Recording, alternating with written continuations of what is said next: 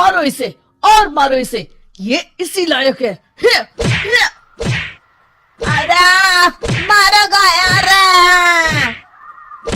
सरपंच जी, कालिया को चोरी करते हुए हम सब ने रंगे हाथ पकड़ा है। अब इसे गांव से बाहर निकाल देने में ही हम सबकी भलाई है। तो देर किस बात की है, अभी इसे धक्के मार के इस गांव के बाहर का रास्ता दिखा दो। अरे सरपंच जी, ऐसा मत करिए, मुझे एक मौका और दीजिए, मैं दोबारा कभी चोरी नहीं करूंगा। लेकिन गांव वाले उसकी एक नहीं सुनते और उसे मार मार के गांव की सीमा के बाहर निकाल देते हैं। मेरी कमर दर्द के मारे मेरी जान निकली जा रही है। कमबख्तों ने जम के धुलाई की है मेरी। अरे भगवान करे इनके गांव में भूचाल आ जाए, धरती फट जाए और सब गांव वाले उसमें समा जाए।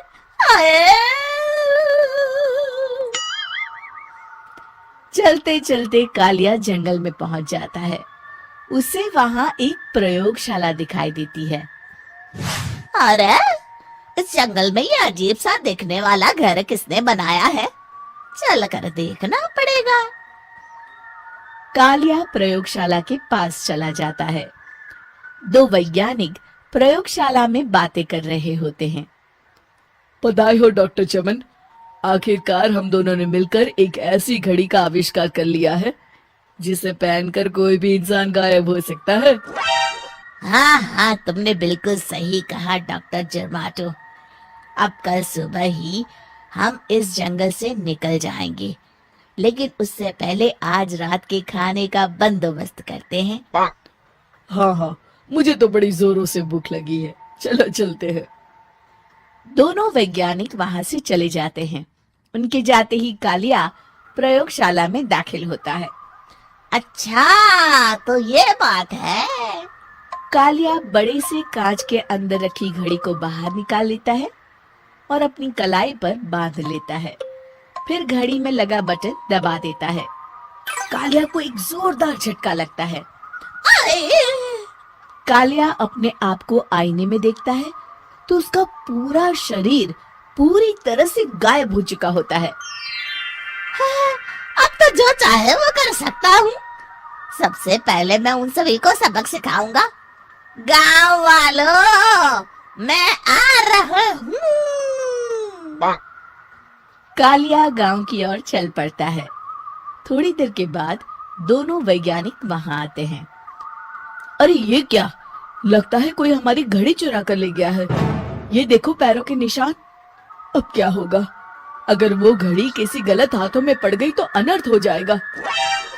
तुम चिंता मत करो, हमारी घड़ी में जो बैटरी लगी है ना, वो सिर्फ 24 घंटे चलेगी।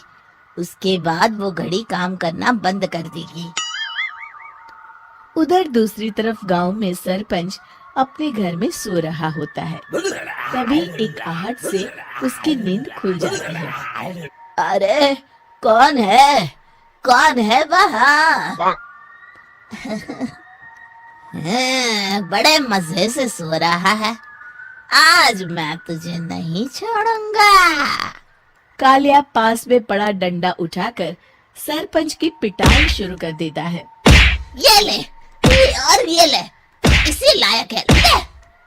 आप मर गए। अरे अरे ये क्या हो रहा है? अरे अरे कोई बचाओ मुझे, मेरे घर में भूत आ गया है। सही कहा, मैं भूत ही तो हूँ, ये ले।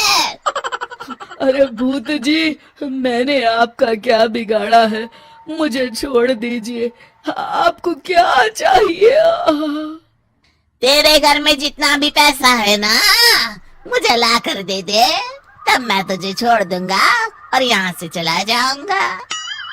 सरपंच अपनी तिजोरी से पैसे निकालकर एक बड़े कपड़े में बांधकर जमीन पर रख देता है और कालिया वो सारा पैसा लेकर वहां से चला जाता है।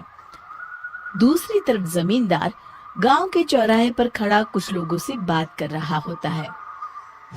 इस कमीने जमींदार ने भी मुझे बहुत पीटा था, इससे भी बदला लेना तो बनता है। हाँ? जमींदार अचानक अपने आप को चांटे मारने लगता है। अरे भाई ये क्या हो रहा है? जमींदार साहब आप ठीक तो है ना? अरे मुझे नहीं पता भाई।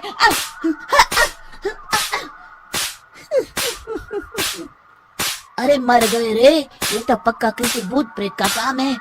जमींदार के अंदर कोई भूत आ गया है। इससे पहले कि ये हमारे अंदर आ जाए, मनोहर भाई अपनी जान बचानी है तो भागो यहाँ से। ये क्या?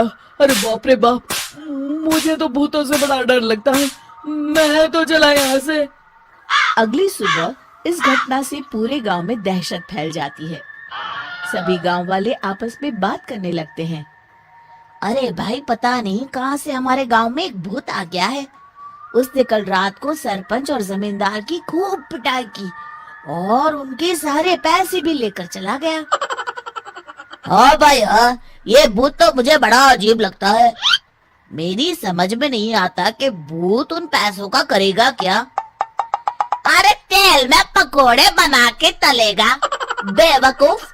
इस बात की चिंता करके कहीं वो भूत हमारे घर में ना आ जाए। तुम बिल्कुल सही कह रहे हो आर्या, मैं भी इसी बात से घबरा रहा हूँ। अच्छा अब मैं अपने घर जा रहा हूँ, तुम सब भी अपने अपने घर चले जाओ। उस भूत का कोई भरोसा नहीं है। हाँ। तीनों वहां से चले जाते हैं। दूसरी तरफ कालिया सारे पैसों को एक खंडर में छुपा देता है। इतने सारे रुपए तो मैंने अपनी पूरी जिंदगी में एक साथ कभी नहीं देखे। इस तरह कुछ दिनों में मैं अमीर बन जाऊंगा।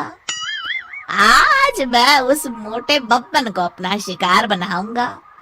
सुना है दहेज में बहुत सारे पैसे और गहने मिले हैं उसे। रात होते ही कालिया बब्बन के घर में घुस जाता है। हाँ, मिल गई तिजोरी। अब जल्दी से इसे खोलकर सारे पैसे निकाल लेता हूँ। अरे खुल जा खुल जा। खुल गई। कालिया पैसे थैले में भर ही रहा था कि तभी बब्बन उसके बगल में आकर खड़ा हो जाता है।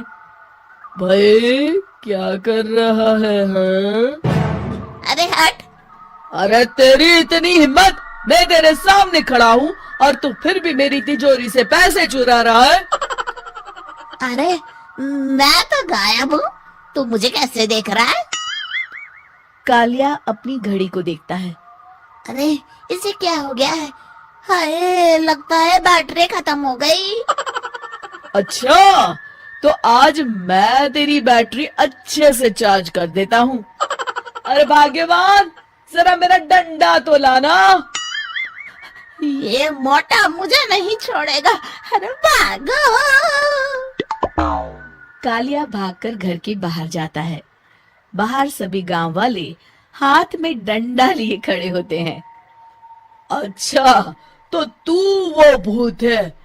मुझे माफ कर दीजिए सरपंच जी, मैं आपके और जमींदार जी के सारे पैसे लौटा दूंगा और आज ही हमेशा के लिए ये गांव छोड़कर चला जाऊंगा।